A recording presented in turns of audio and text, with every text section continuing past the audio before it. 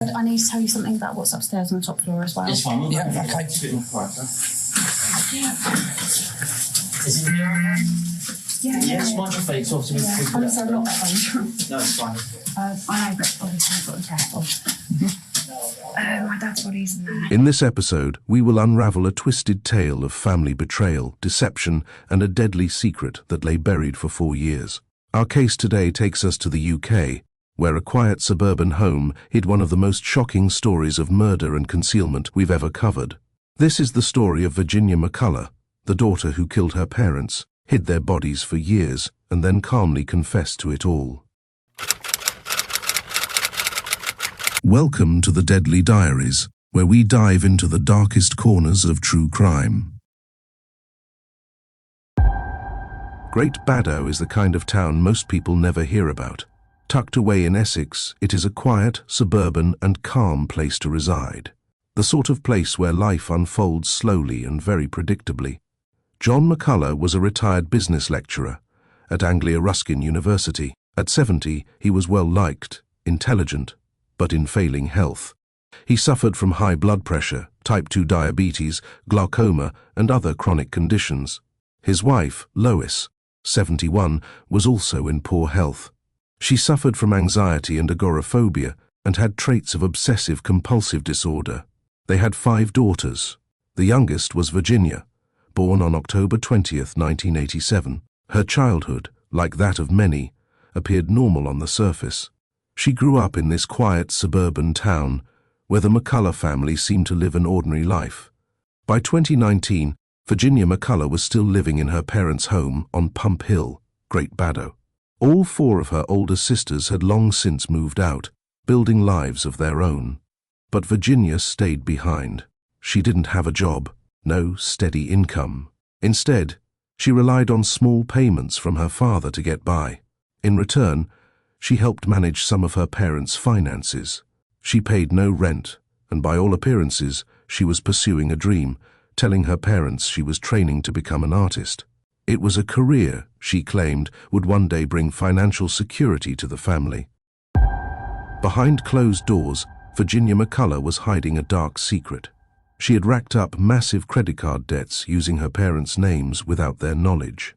She stole from them, secretly taking out loans and funneling the money into online gambling and lavish shopping sprees. When confronted about the losses, Virginia spun an elaborate web of lies. She claimed their money had been lost to scams, banking failures, or hacking. She even fabricated stories of police and corporate investigations, promising repayments that never came, always buying herself more time. She lied about having a job and falsely claimed to suffer from medical conditions she never had. Then, from March 2019, a darker plan took shape. Virginia began contemplating killing her own parents. She said it was because she felt trapped, desperate to break free. But the truth? Her debts had soared to nearly £60,000, debts that she couldn't hope to repay. Starting in March 2019, Virginia McCullough quietly stockpiled prescription drugs, gathering the tools she needed for a deadly plan. By May, she'd bought a knife and equipment to crush the pills into a lethal powder. On June 17, 2019, Virginia McCullough prepared a deadly cocktail, crushing prescription drugs and mixing her father's medication into an alcoholic drink. She knew it would be lethal, and she gave it to John McCulla. Her mother, Lois, who did not drink alcohol, was given a less potent dose and did not consume the fatal dose. The next morning, John McCulla was found dead in his bed. His wife, Lois, was still alive. But Virginia McCullough had anticipated this. She had a backup plan. Without hesitation, she struck Lois over the head with a hammer. In her final conscious moments, Lois realized the horror unfolding. Her own daughter was the attacker. Desperately, she fought back, sustaining defensive wounds.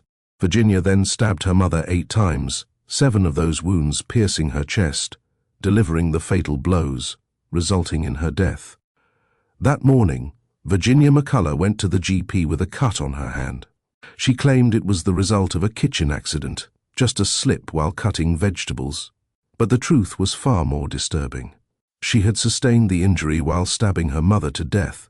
After leaving the doctor's office, She travelled to Chelmsford town centre. There, she purchased items she would later use to conceal the bodies of her parents. She bought plastic gloves, sleeping bags, all paid for using her father's credit card. Then, she set about concealing the remains. She placed each of her parents into sleeping bags she had purchased the day before. Her father's body was stored in his downstairs study. There, Virginia constructed a makeshift mausoleum, built from breeze blocks and sleeping bags. Her mother's body was taken upstairs, wrapped in a sleeping bag, hidden inside a wardrobe, sealed shut with tape. Later, the wardrobe was partially blocked with breeze blocks. On June 19th, the day after the killings, Virginia took her deception even further. She impersonated her mother to request a new credit card and PIN number. Once they arrived, she began spending on clothes and jewelry. Virginia then went on to construct a web of elaborate lies. She told relatives and doctors that her parents were away, on extended holidays, unwell, or had retired and moved from the area. She sent birthday cards, text messages, and gifts to maintain the illusion that her parents were still alive. All the while, she continued living in the house, sleeping under the same roof as their remains, collecting their state pensions, selling off their possessions, and gambling away their money, over £21,000, on online betting sites. By the time the truth was uncovered, Virginia McCullough had benefited by a total of £149,697. Conveniently, her deception was made even easier by the COVID-19 lockdowns. Restrictions kept people apart and questions to a minimum. For 4 years and 3 months after murdering her parents, Virginia pretended they were still alive. That started immediately on the day of their deaths. That very afternoon, she sent a text message from her mother's phone to one of her sisters. "Your dad and I are at the seaside in Walton this week. Mum, X." Later that night, another message followed. "Good night, Mum, X." She continued to send similar messages over the following months and years, even speaking directly to one sister while pretending to be their mother. To maintain the charade, Virginia used a large number of different SIM cards to contact her siblings and others, impersonating her parents. She sent pre-printed birthday cards using an online service, took nearly £136,000 in her parents' pension payments, and telephoned her father's pension company pretending to be him. She also spent money on their credit cards, opened new credit cards in their names, and accessed their bank accounts, including taking their winter fuel payments. In total, the amount she took was close to £150,000. Virginia's deception extended beyond finances. She made calls to the police, pretending to be her mother, and complaining about trivial matters. She also contacted her parents' GP, again impersonating her mother. One of her sisters described Virginia as a compulsive liar, a label that, while fitting, barely captures the elaborate, extensive, and enduring web of deceit she spun and maintained over months and years. In September 2023, alarm bells rang for John and Lois McCullah's GP. Their daughter had cancelled a string of medical appointments on their behalf. Then, John failed to collect a routine prescription. Concerned, the GP reached out to Essex County Council's safeguarding team. On September 13th, the council alerted Essex Police. What started as a missing persons inquiry quickly took a darker turn.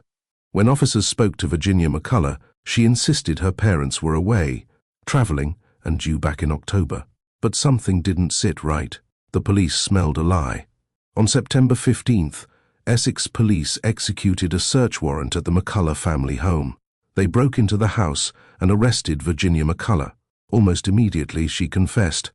Calm and unflinching, she told officers, "I did know that this day would come eventually. I deserve to get what's coming, sentence-wise, because that's the right thing to do, and then that might give me a bit of peace." I did know that this would kind of come eventually. It's proper that I serve my punishment. So, yeah. At one point, she even tried to lighten the mood, telling the officers to cheer up and adding, "At least you caught the bad guy." Cheer up, at least you caught the bad guy. During questioning, Virginia described in chilling detail how she had beaten her mother to death, comparing the assault to someone badly playing the xylophone or something. She also revealed the location of the knife she used as a murder weapon and pointed out a hammer, saying it will still have blood on it. What followed was captured on body-worn camera, her matter-of-fact admission and directions to where the bodies were concealed. The murder weapon is upstairs in the toilet room, kitchen knife.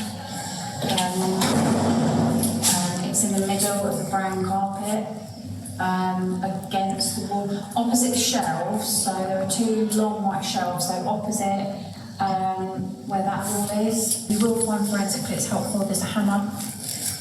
I know, but I'm trying to help so you find everything. It's in the middle underneath the stairs.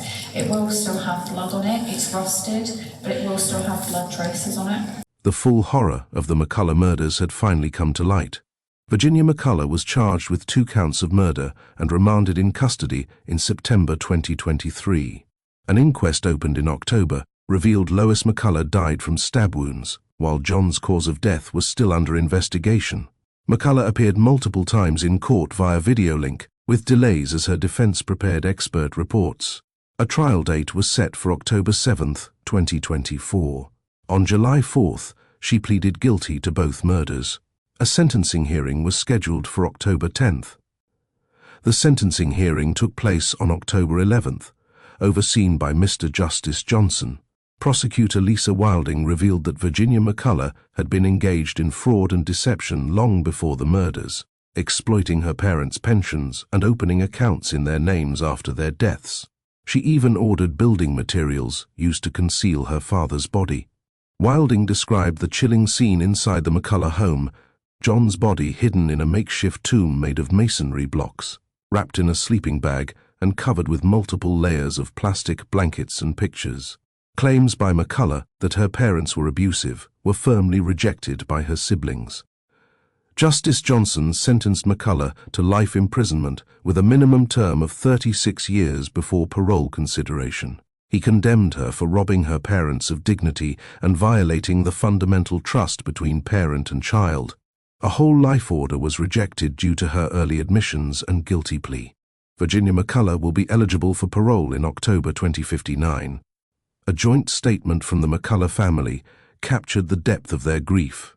Our family has been left devastated and heartbroken at the deaths of our parents, who were taken from us so cruelly. As we try to move forward with our lives, we will remember the happy times we enjoyed with them. Our mum and dad are forever in our hearts and are loved and missed beyond any measure.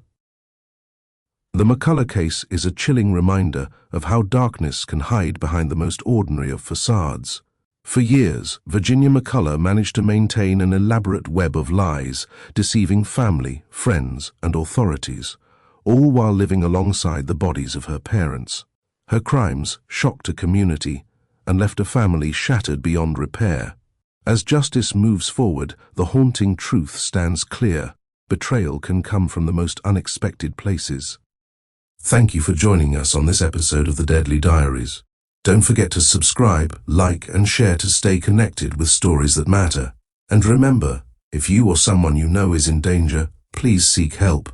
Until next time, stay safe, stay vigilant, and never stop asking why.